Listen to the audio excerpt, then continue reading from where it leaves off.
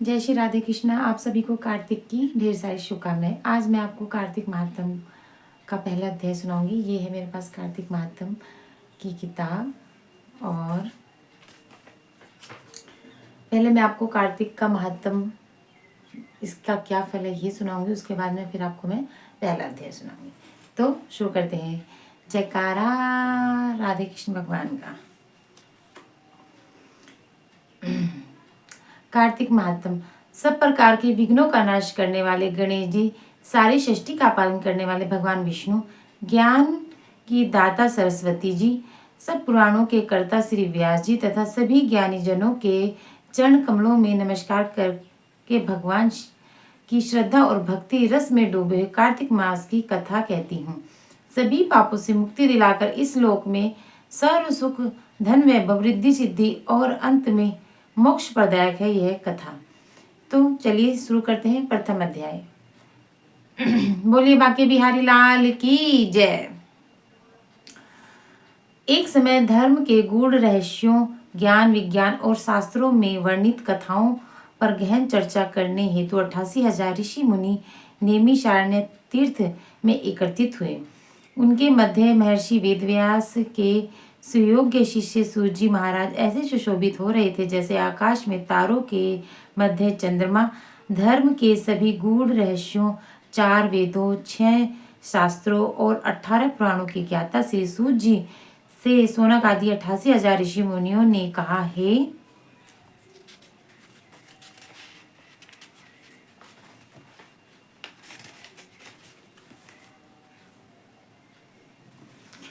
मुनि श्रेष्ठ सूत जी, आप कृपया करके हमें कोई ऐसा सरल उपाय बताइए जिससे हमारे इस महाघोर कलयुग के प्रहार से रक्षा हो सके। समस्त ऋषि मुनियों के मुख से यह बात सुनकर श्री सूत जी बोले, तुम्हारी श्रद्धा तथा प्रभु भक्ति देखकर मेरा हृदय बहुत प्रसन्न है। इसी में आज मैं तुम्हें कार्तिक महात्म की पावन कथा सुनाता हूँ। इसके सुनने से इस कलयुग में मनुष्य के समस्त पाप नष्ट हो जाते हैं और मनुष्य वैकुंठ में वास करता है। सो आप सावधान होकर सुनिएगा। एक समय सभी जीवों का भला चाहने वाले ब्रह्मा जी के पुत्र श्री नारद मुनि ब्रह्मलोक में पहुंचकर जगत रचयिता श्री ब्रह्मा जी को नतमस्तक प्रणाम करके विनीत भाव से पूछने लगे, हे जगत पिता, कृपया करके आप कोई ऐसा परमोपदेश सुनाने की कृपया करें जो इस कलिकाल में सब पापों को नष्ट करके मोक्ष देने वाला हो। नारद जी की श्रद्धा युक्त बात सुनकर ब्रह्मा जी बोले, हे पुत्र, तुमने संसार के कल्याण हेतु यह बात पूछी है। तुम्हारी भगवान के चरणों में सच्ची श्रद्धा भक्ति देखकर आज मैं तुम्हें कार्तिक मास का पावन महात्म सुनाता हूँ, जिसके पढ़ने सुनने से मनुष्य के समस्त पाप नष्ट हो जाते हैं और वह इस संसार में सुख भोग कर अंत में वैकुंठ धाम को प्राप्त करता है। यह कार्तिक मास भगवान को अत्यंत प्रिय है। कार्तिक मास में किया हुआ व्रत, दान, नियम, संयम, पूजा पाठ, कथा श्रवण और भगवान के नाम का जप व कीर्तन अत्यंत फल प्रदान करता है।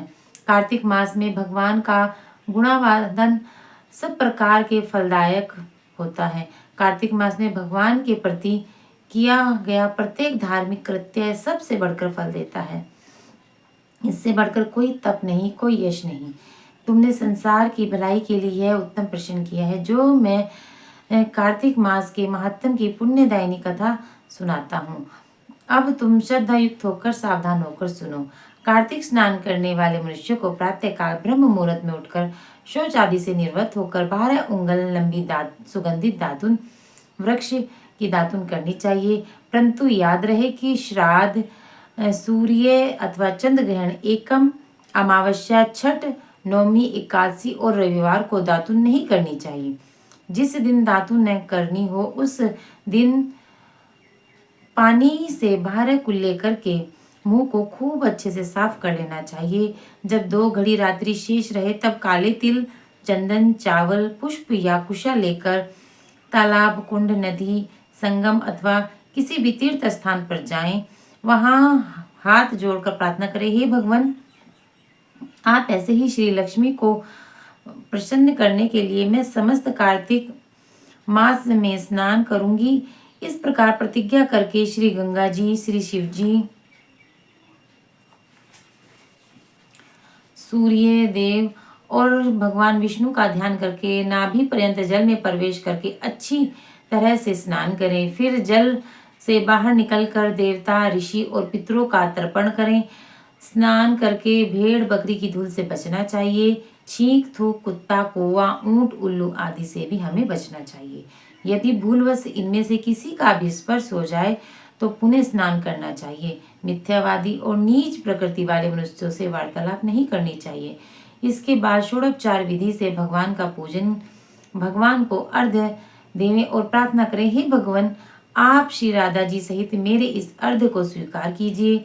इस प्रकार प्रार्थना करके आवाहन, पाद अर्घ्य, आचमन, स्नान, वस्त्र, चंदन, अक्षत, पुष्प, धूप, दीप, नैवेद्य, तांबुल, फुंगी फल, दक्षिणा, नमस्कार, यह 16 चीजें मूर्ति को अर्पण करते हुए तुलसी जी की मंजरी से भगवान की षोडोपचार पूजा आराधना करनी चाहिए। इति प्रथम अध्याय समाप्त। बोलो श्री बांके बिहारी लाल की जय।